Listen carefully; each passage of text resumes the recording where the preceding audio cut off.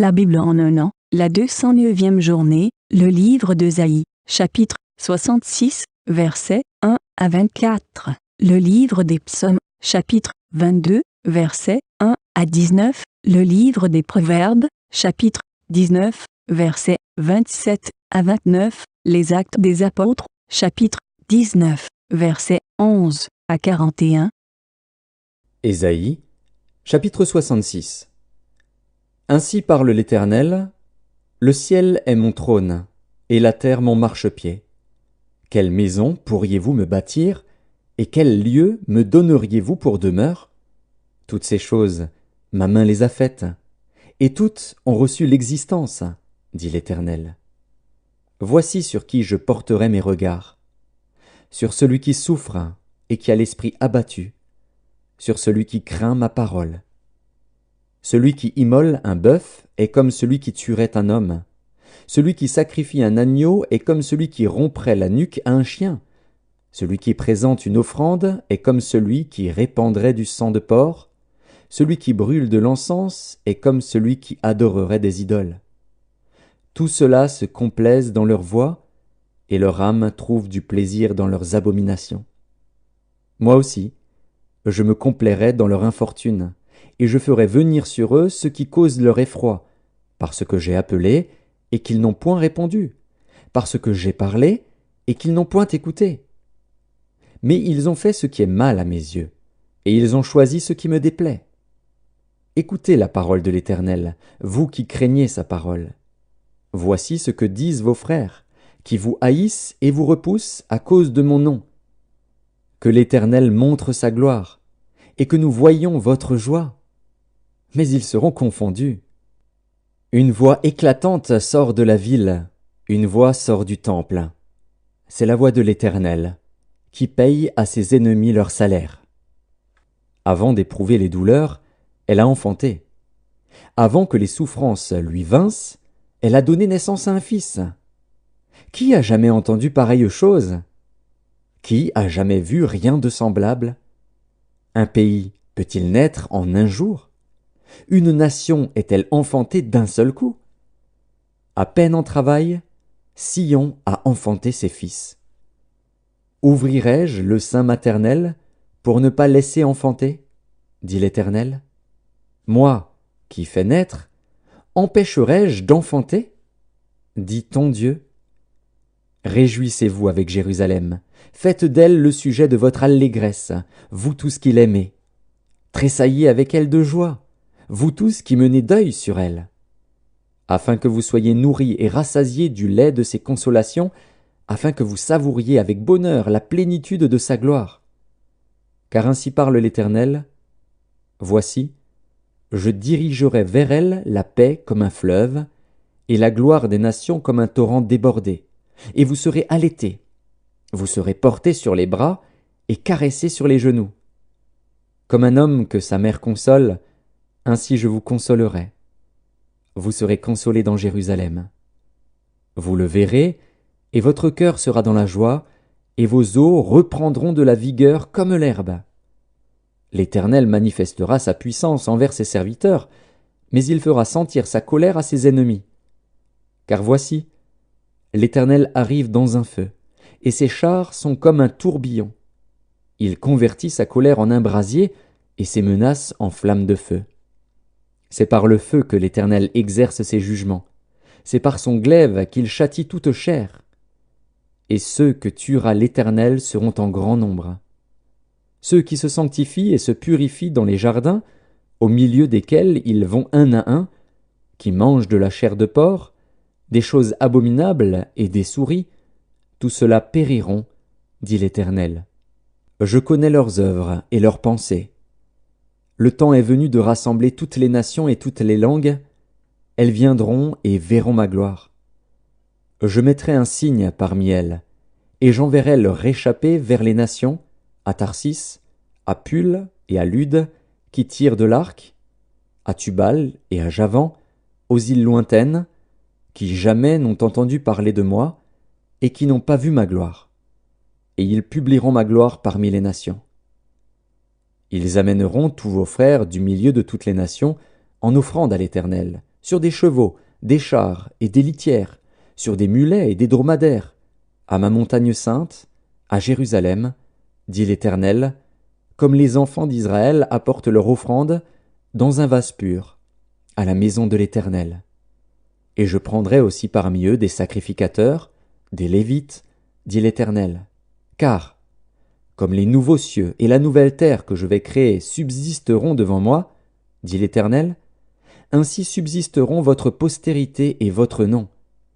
À chaque nouvelle lune et à chaque sabbat, toute chair viendra se prosterner devant moi, dit l'Éternel. Et quand on sortira, on verra les cadavres des hommes qui se sont rebellés contre moi. Car leur ver ne mourra point, et leur feu ne s'éteindra point. Et ils seront pour toute chair un objet d'horreur. Psaume 22. Au chef des chantres, sur Biche de l'aurore, psaume de David. Mon Dieu, pourquoi m'as-tu abandonné, et t'éloignes-tu sans me secourir, sans écouter mes plaintes? Mon Dieu, je crie le jour, et tu ne réponds pas, la nuit, et je n'ai point de peau. Pourtant tu es le Saint, tu sièges au milieu des louanges d'Israël. En toi se confiaient nos pères, ils se confiaient, et tu les délivrais. Ils criaient à toi, et ils étaient sauvés, ils se confiaient en toi, et ils n'étaient point confus.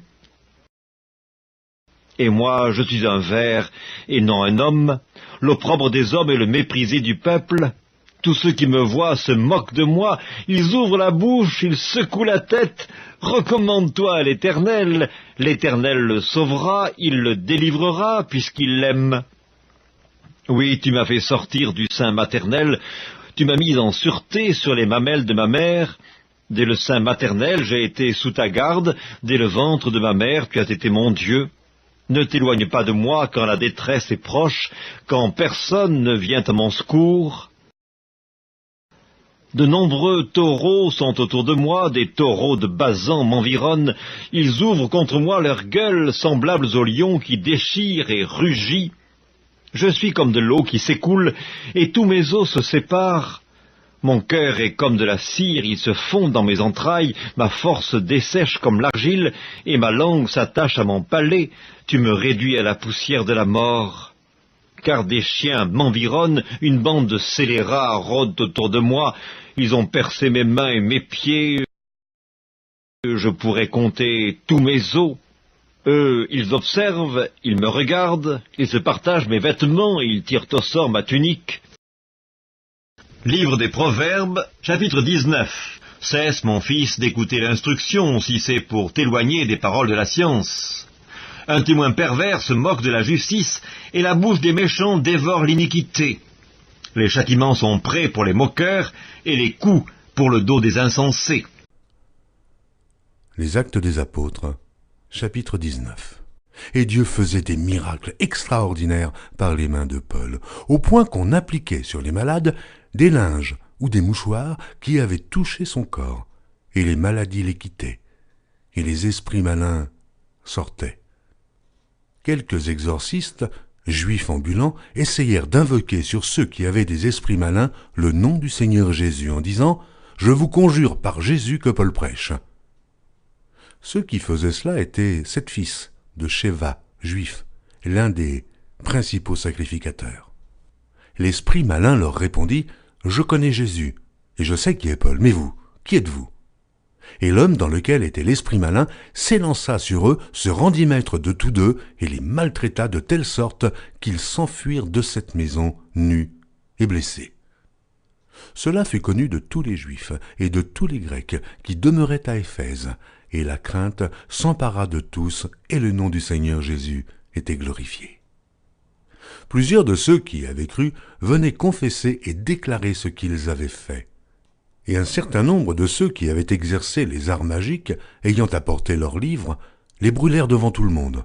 On en estima la valeur à 50 000 pièces d'argent. Et c'est ainsi que la parole du Seigneur croissait en puissance et en force. Après que ces choses se furent passées, Paul forma le projet d'aller à Jérusalem, en traversant la Macédoine et l'Achaïe. Quand j'aurai été là, se disait-il, il faut aussi que je voie Rome.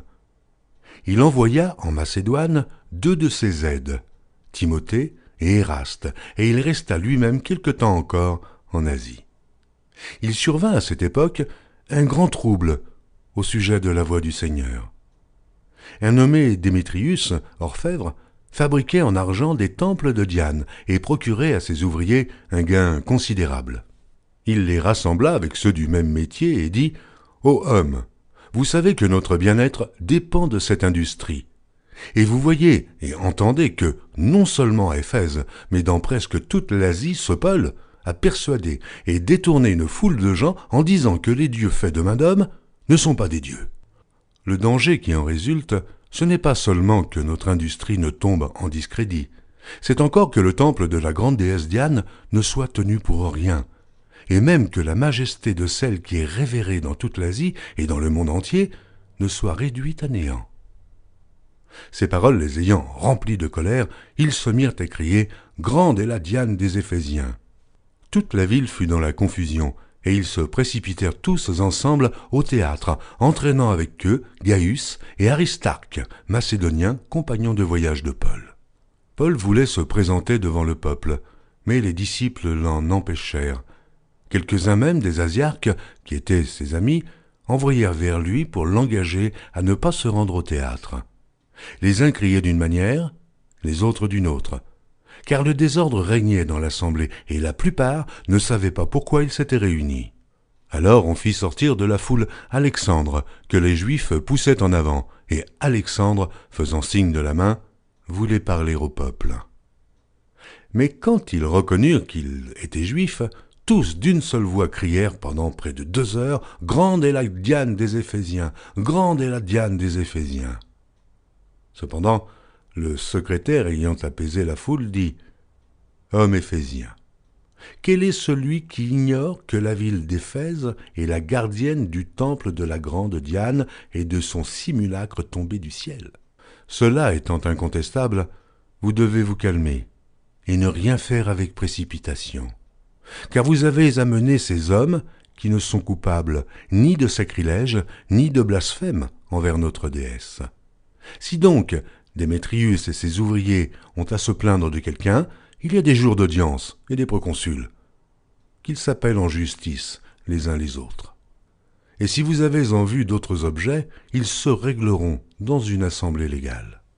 Nous risquons en effet d'être accusés de sédition pour ce qui s'est passé aujourd'hui, puisqu'il n'existe aucun motif qui nous permette de justifier cet attroupement. » Après ces paroles, il congédia l'assemblée.